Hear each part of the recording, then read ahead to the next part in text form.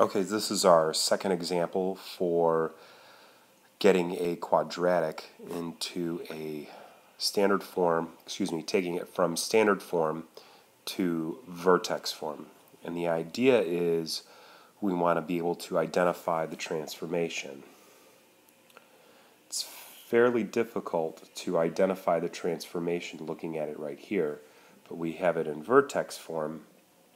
We can identify the transformation. From our previous video, we know that A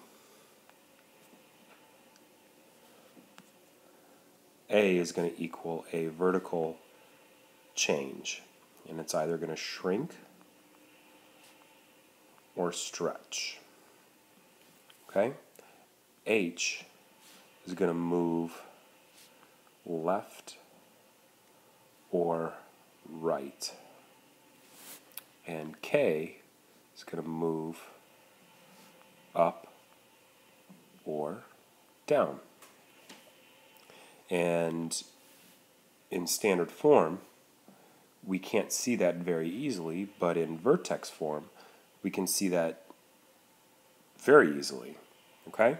And we also have the vertex of the parabola right there in the equation. We're being asked to find quite a few things here. So we need to write it in vertex form. We need to give the coordinates of the vertex, identify the axis of symmetry, and describe the transformation from f of x is equal to x squared, so that's our parent function, to g, the new function. So how did the function change when we manipulated the basic function for a parabola? Okay, so let's go ahead and start working with this. And so I'm going to go ahead and just rewrite the equation.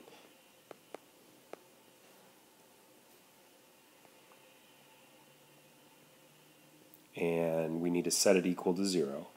So I set it equal to 0. The first step is to move over the constant. The next step is to pull out that leading term.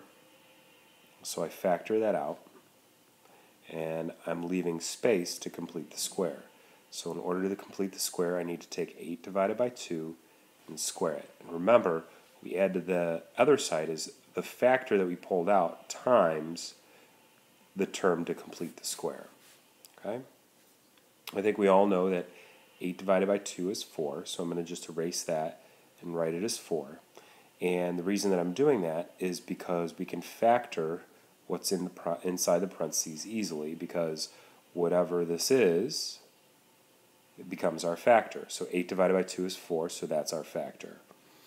When we look at the other side, I'm going to go ahead and 8 divided by 2 is 4, 4 squared is 16, 16 times 2 is 32, not 33. Okay, so then I'm going to go ahead and clean this up a little bit.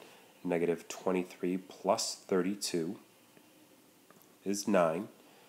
And we're going to go ahead and get this in vertex form. We're not solving, we're rewriting it in vertex form. So when we rewrite it in vertex form, we want to get everything to the other side. So I'm going to go ahead, I'm going to move the 9 over, and I'm going to set it back equal to g of x. So this right here is vertex form. Okay, so let's talk about the transformation now.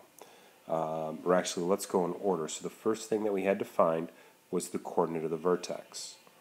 So the coordinates of the vertex are identified by this guy and this guy, so the 4 and the 9. And remember, our x value in the vertex is always the opposite of this number. Okay, so that's our x value, and the y value is always whatever that number is, so negative 9. The axis of symmetry, that's the line that goes through the vertex, is going to be the equation of what our x value is. X is equal to negative 4. So this is our vertex and our axis of symmetry. Okay? And then so now let's identify the transformation. Well, A is equal to 2. It's positive, so it opens up. But because it's 2, we know it's a vertical change, and because it's greater than 1, it's going to be a vertical stretch. Okay? The vertex is negative 4, 9, so we're going to move left negative 4.